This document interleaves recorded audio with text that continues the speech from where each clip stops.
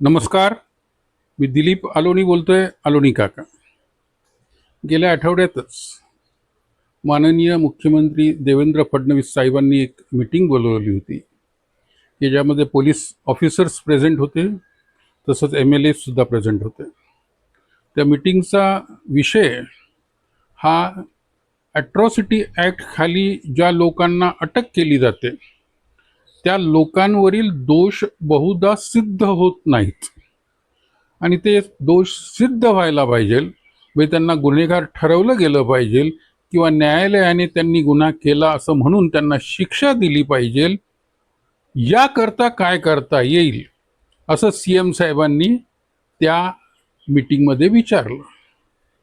म्हणजे फडणवीस साहेबांना असं वाटतं की या केसेस जेन्युइन आहेत आणि जे दोषी आहेत त्यांना सजा होत नाही आहे. फडणवीस साहेबांनी पोलिसांना तसा दम दिला की तुम्हाला कुठल्याही परिस्थितीत हे सिद्ध करायला ज्याही स्टेप्स लागतील त्या घेतल्या पाहिजे. मला एक सांगा, पहिली गोष्ट म्हणजे हा ॲट्रॉसिटी ॲक्ट हाच अत्यंत अन्यायकारक आहे. हा एका ठराविक जातीला व्हिक्टीम मानून बाकी सगळ्यांना गुन्हेगार ठरवणार आहे. म्हणजे या कायद्याखाली ब्राह्मण असो, मराठा असो, माळी असो, कुणबी असो, मुसलमान असो, ख्रिश्चन असो, पारसी असो, हे सगळे गुन्हेगार आहेत. आणि या सगळ्यांचं एकच आयुष्यामध्ये ध्येय आहे, ते म्हणजे दलितांवर अत्याचार करणं, असा त्या कायद्याचा खरा अर्थ आहे. हा कायदा राजीव गांधींनी आणला होता, कारण त्यावेळेचे जे काही पॉलिटिकल कंपल्शन्स होते त्या अंडर ते झालं. परंतु त्यानंतर भाजप जी स्वतःला हिंदुत्ववादी पार्टी मानते आणि जी शेठजी भटजींची पार्टी मानली जाते, तिने तरी हा कायदा रद्द करायला पाहिजे होता. उलट मोदी गव्हर्नमेंटने त्याला आणखीन मजबूत बनवलं. जेव्हा सुप्रीम कोर्टाने त्या कायद्याला थोडंसं माइल्ड करायचा प्रयत्न केला, तेव्हा त्यावर घटना दुरुस्ती आणून भाजप सरकारने त्याला आणखीन मजबूत बनवलं.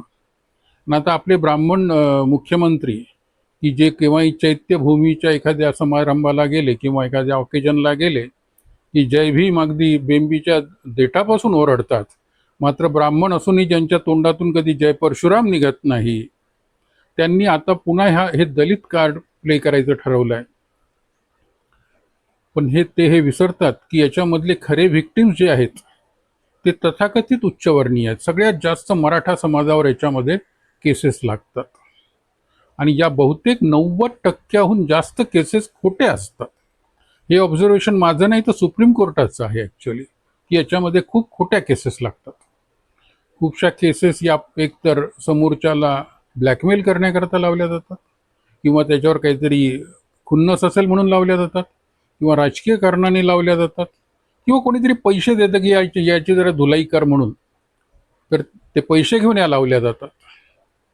आणि ही रियालिटी दलितांनाही माहिती आहे आणि सगळ्यांना माहिती आहे.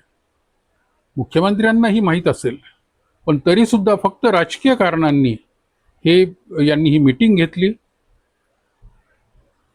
भाजप जिला सगळ्यात जास्त मतं मिळतात ती सवर्णांकडनं मिळतात, ती त्या सवर्णांवरच लघुशंका करणार का? मी अतिशय कडक शब्द वापरतोय, पण माझ्यापुढे दुसरे शब्द नाही आहेत. ज्यांच्या जीवावर तुम्ही निवडून येतात त्यांचीच तुम्ही वाट लावतात. कशा करता? दलित तुम्हाला देतात व्होट्स असं तुम्हाला वाटतं? दलितांचे व्होट्स नेहमी विखुरलेले असतात. दलित त्यांनाच व्होट्स देतात की जे त्यांची बाजू घेतात. आणि तुम्ही भटांची आणि शेठजींची पार्टी आहे हे सगळ्यांना माहिती आहे. तुम्हाला दलितांची आणि मुसलमानांची व्होट्स कधीच मिळणार नाही आहेत. मग कशाला झकमाऱ्या करतात? हा मुख्यमंत्री कुऱ्हाडीचा दांडा गोताच काळ आहे का? खरंच फार वाईट वाटतंय सगळं बघून. याच्यापेक्षा आमचे एकनाथ शिंदे साहेब परवडले मी म्हणेल. पक्का मराठा आहे हा, अशा तऱ्हेचा विश्वासघात तो आपल्या समाजात आता करत नाही. हा बामनभाई मात्र आमचीच वाट लावायला बसलाय. असो, माझी सर्वजणांना विनंती आहे, तुम्ही कुठल्याही जातीचे असाल, SC ST सोडून, किंवा SC STचेही असाल आणि जर तुम्हाला अन्याय आवडत नसेल तर तुम्ही या विषयावर सरकारला लिहिलं पाहिजे. पण हा कायदा रद्द करण्याचा प्रयत्न केला पाहिजे. आज बस इतकंच. धन्यवाद.